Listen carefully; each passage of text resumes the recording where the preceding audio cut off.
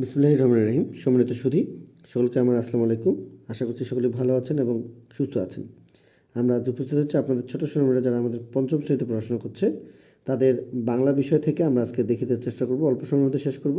যারা পঞ্চম শ্রেণীতে পড়াশোনা করছে তাদের বাংলা বিষয় থেকে আমরা আজকে বার্ষিক পরীক্ষা বা তৃতীয় প্রান্তিক মূল্যায়ন যে অধ্যায় বা যে পার্টগুলো থেকে আমাদের ছোট শ্রেণীদের পরীক্ষায় প্রশ্ন বা এই ধরনের আলোচনাগুলো আসতে চলেছে সেই বিষয়গুলো নিয়ে আমরা আজকে সম্পূর্ণ বিষয়টি দেখে দেওয়ার চেষ্টা করব।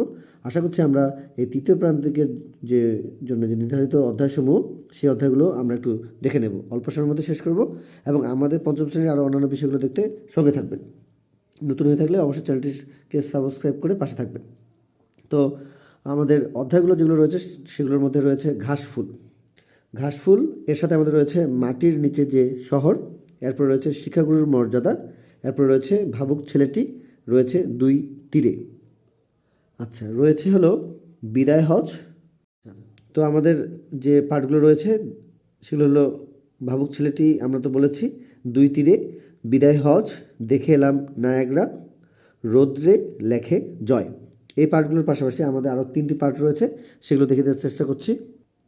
আচ্ছা, আরও রয়েছে আমাদের মাওলানা আব্দুল হামিদ খান ভাসানী, শহীদ তিতুমির।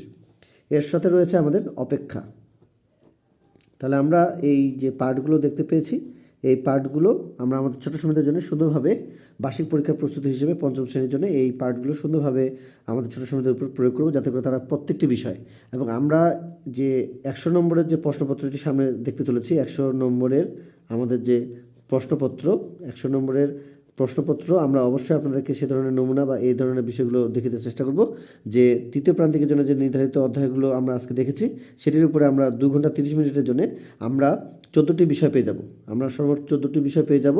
সেই 14টি বিষয় আমরা আপনাদেরকে খুব শীঘ্র দেখে দেওয়ার চেষ্টা করব। আপাতত আপনারা এই বিষয়গুলো সুন্দরভাবে আপনাদের ছোটো সময়দের এই অধ্যায়গুলো সুন্দরভাবে তাদের উপরে প্রয়োগ করে তাদের প্রত্যেকটি বিষয় যেন তারা নিশ্চিত হতে পারে এবং বিভিন্ন ধরনের যে তাদের কাজগুলো রয়েছে, যেমন আমাদের রচনা বা আমাদের চিঠি বা পত্র বা দরখাস্ত, এই ধরনের বিষয়গুলো আমরা আমাদের ছোটো সময়দের আগে শুধুভাবে ক্লিয়ার করে নেব যেন তারা শুধুভাবে এই জিনিসগুলো পেরে যায়। এবং এর সাথে আমরা আরেকটি বিষয় দেখব, সেটি হলো আমাদের মূল ভাব।